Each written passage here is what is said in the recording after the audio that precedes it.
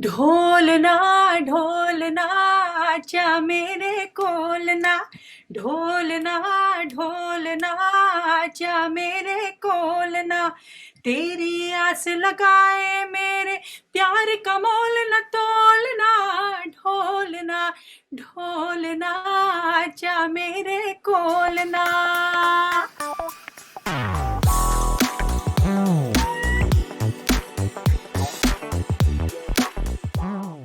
Your Guns N' Roses avatar is really edgy. So tell us about the look, because you paired it with a sari, and I could see, like, stocking and embroidered stocking there, if I'm not wrong. So a sari with something like It's a sari with lace petticoat. There's no stocking. Yeah, Oh, okay, so it's a genuine that's awesome. sari. Yeah, it's a laced petticoat, and I wore a jacket with a collar and a lot of military, like badges and stars and insignia. And I had red roses in my hair. And if you've noticed, I have a buzz cut. It's like a crew cut. I have an actual buzz cut here. It's a short hair. So anyway, the idea was for me to, and I had a very young, enthusiastic stylist on board who was very happy with the fact that I did not want to do the regular shadi or performance outfit. And the video has a beautiful fairy tale wedding setting, and we're talking about Dholna. Song is also very lush and grand and very filmy. Neeraj Sridhar was, I think, produced it and composed it in a very classic filmy style. So it's very beautiful and pretty. But I wanted to bring in a bit of myself into that. I like to think that I have something more to say than just bring beauty into the world. So the music was beautiful, and I said, I could not bear to wear pinks and pastels and wear a lehenga choli, which would have been the perfect thing for that setting. And luckily, I had a brand new label called Coinage Records, which indulged me, and so did the director, saying, okay, this woman seems to have a mind of her own, and let's not stop her, because I think I have a reputation of my own also. They were very indulgent. And I think it worked out well because it caught the eye of a lot of my fans who know that in Bedardi Raja, for example, my song from Delhi Belly, I wear a red sari. I think you can see a picture of it here. Interestingly, I'm in my studio, so I can show you. Okay. So this was Delhi Belly, where I was playing a bass guitar with a sari and with a choti and flower. And yeah. I think it was truly something very different at the time when I, put it out. And that was again a choice I had made, that I don't want to have open hair, pretty light lips. Everybody wanted to look like each other at that time. This is around a decade ago. So I said it's time to evolve from there and make the sari a very cool thing. One. The second thing is, right now the world is in a lot of churn, and to me that always enters into my internal conflict. And be it the Afghanistan, where Taliban is entering in and the West is scurrying out after being around. They didn't wait for an evacuation of the civilians. It was heartbreaking, the imagery that was coming in. So while I sang this beautiful song 2 months ago in the studios, by the time we shot the video, the environment had changed again, and I just felt, for me as an artist, there are these forces within me that would like to express themselves even in the fashion I choose, even in the clothes I choose. It has to say something. So this whole balance of testosterone, and the nurturing aspect of humankind, the yin and the yang, Shiv and Shakti, those are the things. And I said, okay, how do I translate that into what I'm wearing? So long story short, that is what translated into my Guns N' Roses badass bridal or military glam look. And the second look is also something which we have just revealed now from the video. So yeah, it's not that I'm amusing myself. I am also, in a sense, putting out a message to the world in my own way. And of course, the actors are around in the video to add the pink and the pastels, the beautiful flowers side of glamour. Okay, tell me about the song. Also, is this your first wedding song that you sing? I think a lot of my songs are blasted in weddings. So be it Ambar Sariya or Naina or for that matter, even yeah, a lot of my songs, Ajave, they are played in weddings. But it's definitely my first wedding video, so to say. I never thought I'll be in one. I didn't think it was my space at all.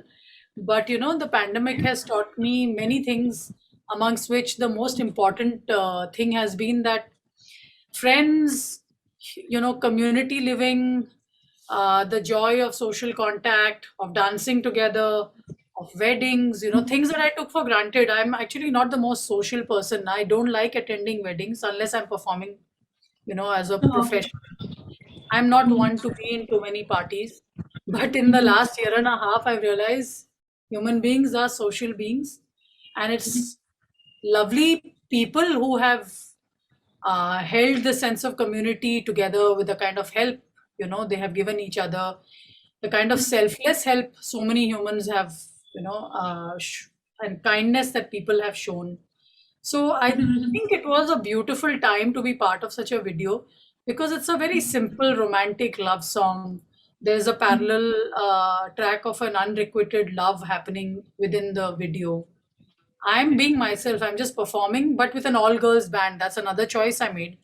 Where I said, I these are not props. These are girls who actually play instruments, have learned how to play the instruments, and I'm hoping many more girls feel inspired to pick up a guitar or pick up an instrument and not just be a singer or be a pretty face or just.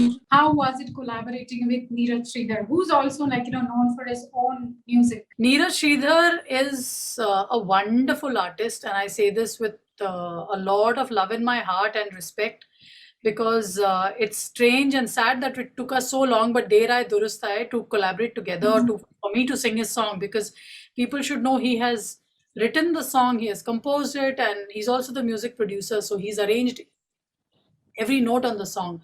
And I thought the song was glorious when I heard it. At the same time, when I heard it, I knew that I could bring in something special from my side as a storyteller because I saw different emotions in the song, not just one flat emotion of love or romantic love. I thought there was a bittersweet melancholy to a part of the song, and yet he's written it so beautifully that I didn't have to check the lyric sheet even once. Huh? I read it once, sang it once in the studio, and in the music video, the special part is normally you need to have a teleprompter, you need to have pages to remind you of the lyrics. These lyrics I knew by heart because they were written with such a beautiful flow and such beautiful, like pop music's most glorious feature is its simplicity, its ability for anybody to sing along. And I find that spectacular about Neeraj. And he's a full-on, he is a pop star himself. He has sung so many super hit songs himself. So most people know him as a singer, but I always knew he's a fantastic music producer. And it was an absolute joy. We used to have conversations late into the night, even after recording, because we just enjoyed working with each other. And he's just a wonderful spirit. Yeah. I hope to sing many more songs. And then, even we hope to hear many songs, more collaboration between you and him. Anyway, there's this folk element in the song, right, which we find you in most of your songs. I think I brought it in. I won't take names. Another singer had sung it before me. And I replaced her voice, and I wasn't very comfortable with that. But then the producers, as well as Neeraj, were very sure that they felt I would bring in something very special to the song. And I think that special is about having such a deep connection to the folk roots, not singing like anyone else, I think. I mean, immodest as it might sound, I know that even if I was not in the video, my voice would be recognized as mine, because I do believe I sound like no one else.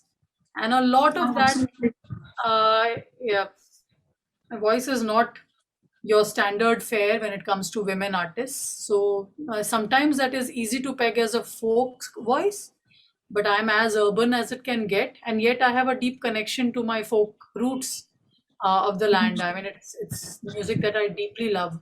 So I find I would say more soul or more authenticity in that connection. with Mhm. and I guess that's what you hear as folk. But yeah, that's pretty much me. That was not there in the song. I decided to bring in that element into the song. What else are you we'll get to see from you or hear from you? Well, to start with, my film has just not only won Shut Up Sona is a documentary musical that I made. I Yeah, produced it yeah. myself. I'm the protagonist. It won a national award. It has just recently, last week, it won the best documentary in the Melbourne Film Festival. So it's I'm just as we speak, I'm closing the deal on it for it to get onto an OTT platform. So I think it's going to be the first of its kind film in India to have a proper Mhm. mainstream release. Because documentary as a genre is not very well understood in India, or like patronized, because it's seen as some very serious arty niche form, which my film is not. And in the pandemic, I think a lot of people have discovered the joys of authentic storytelling in the documentary format. So mine is a very masaledar mainstream, full of music, lot of gali galoch. And it'll Okay. be out soon for the Indian public to watch. So I'm looking forward to the reactions to the film. I'm working on a lot of my own music, and I'm also looking forward to taking a break because I think I've been working extremely and extra hard, and I think everybody needs to acknowledge when they're feeling that fatigue, and they are mentally feeling that it's time for me to just switch off, more so from outside interactions with the media. So I've been mostly saying no to most media interactions.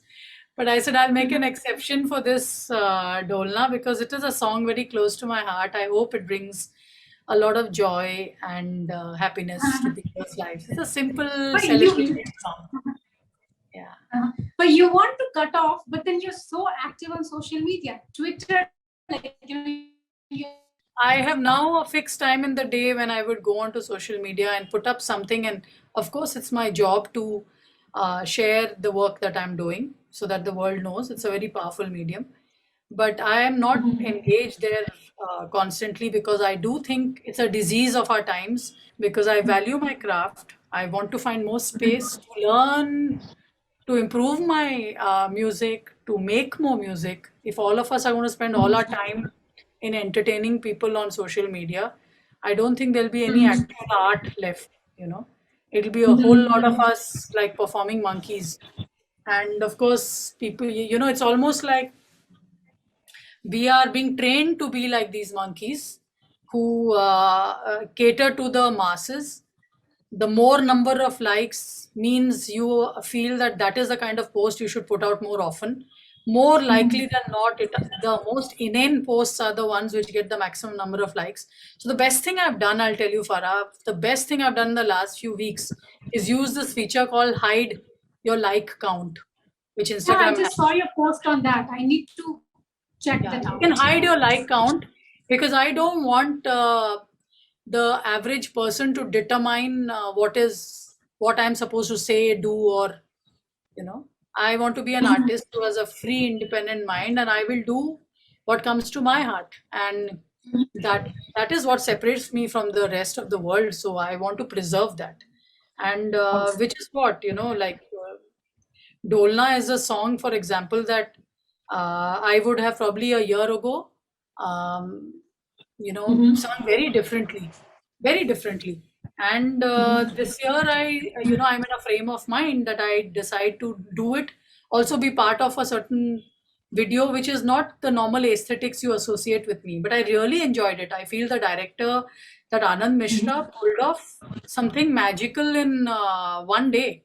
I mean, normally songs take 5 days to shoot. This video was shot in a day with so many actors, so many dancers, choreography, one performance with the band, a love story playing out, so many costume changes. I think there was something very wonderful in the way that team came together to work, and it was done just a week ago. So delivering a Okay. video in a week is not an easy challenge at all, and they managed to pull it off. So Okay, okay. And among the last questions, one, because you're so stylish, so what's your style statement? I know you like a lot of ethnic stuff and all, and also your fitness routine, your regimen.